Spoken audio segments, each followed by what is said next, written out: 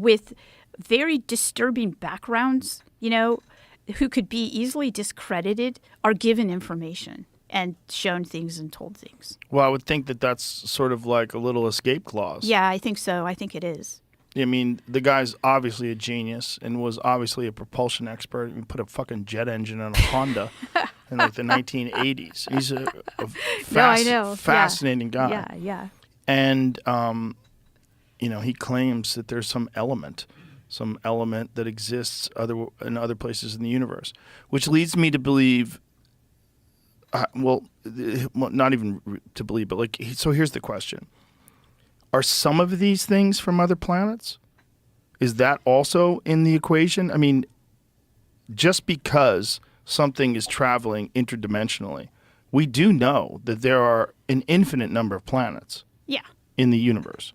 I mean, we have no idea how many of them are capable of supporting human-like life or some other kind of life or an infinite number of varieties of life. And if that life can do what we've done and get to some part of its progression where it's capable of creating what we're calling artificial intelligence or super advanced technology, why wouldn't it come here? Yes, I'm not discounting ET. So that could be there too. I think so, especially because of the ways in which the materials are being manufactured off planet, like the ones that we just saw. And that was information when I met Tyler 2014, and now it's a full-on thing that's happening, right? So it's a supercharged program of creating things that will help us off planet. I mean, certainly then, yeah, I think so. I mean, but I don't know. Right. So I have to just be honest. So it might be a bunch of different things happening all at the same time, interdimensionally, extraterrestrially, something from a distant galaxy that's figured out some new method of propulsion that's beyond our imagination that can visit, and then also things that are coming here from other dimensions. Yes. And even recently, somebody had, I can't say anything. I can't say I'm sorry. I don't want to be that person that goes on your show and says, okay. I can't say that. But I probably, most likely there are, if there's crash retrievals here on Earth, perhaps there are in space as well.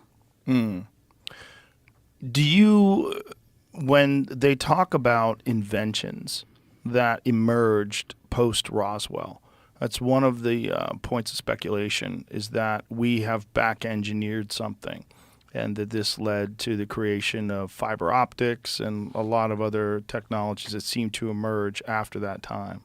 Yeah. So this question was prominent in my mind in 2012 when I met Jacques Vallée. So I was already aware of his work, even as a person who hadn't studied UFOs or even believed in them. Jacques Vallée is just one of these people, right, that you come across his work and he's fascinating. So I thought it was strange that not only was he a person who was, pre-engineered ARPANET, right? He was on ARPANET, which is pre-internet. He was creating that at the same time as being obsessed with UFOs and doing, being a ufologist. These things seemed that they had to be together, right? There was something that, what's going on here? So, and I'm in touch with him often.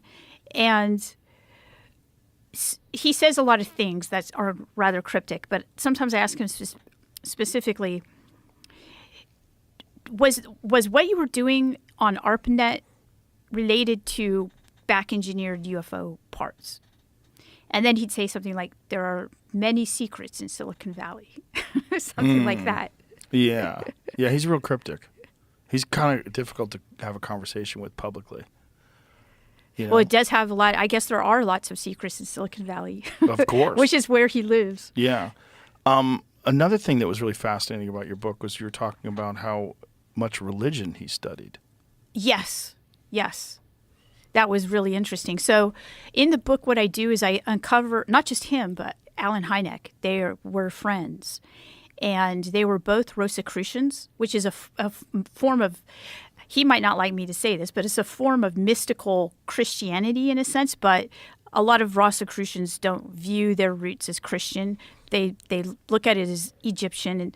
But it's an esoteric tradition, and it involves meditation. I think it most likely involves this thing that you and I have been discussing in the whole talk so far is the pineal gland thing, the access point, because both of them believe in this kind of life, this meditating and things like that. And so I included references. Everything I say in my books, by the way, I pass to the person that I'm writing the chapter about. So everything that I said about Jacques, I gave it to him beforehand, and I said, are you okay with me saying this publicly? And so it passed all the tests. And I also talk about going to his apartment and seeing his library, which is an amazing library. And he has stained glass from Chartres Cathedral. And Chartres Cathedral is a special place for Rosicrucians, like a special place of presence of the sacred. And he actually did those himself. So he learned how to do stained glass from people at Chartres, by the way. And yeah, just amazing.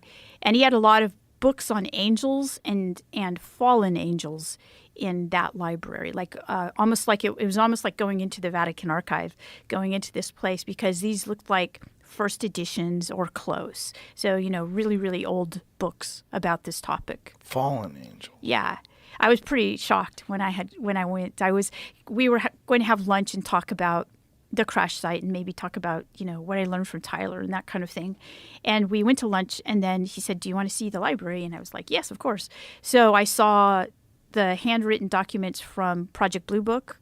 And that was just going into the library. That wasn't actually in the library. Then when we got in there, I noticed big bookcases of these books. And of course I was drawn to them. And he said, he picked out one and he opened it and it was about angels. And he said, this is a book about angels. And I could see that. And I was looking at it. I was like, wow. And then I looked at the other bookshelf, and that bookshelf was just as impressive. And then it was about fallen angels. He said, oh, this one's about fallen angels. And then he made a joke. And he said, you can't have one without the other. And I thought that was really interesting. That does seem to align with what we're talking about, with like the struggle of good and evil. It does. That's what he said too. And I was actually shocked at that point. I was like, wow. So just, I'm a professor of religion, so I'm like, I'm right about, my intuition was somehow confirmed. And by the way, I think this should be, I'm not sure if this is totally true, but I believe he was the inspiration for the French character in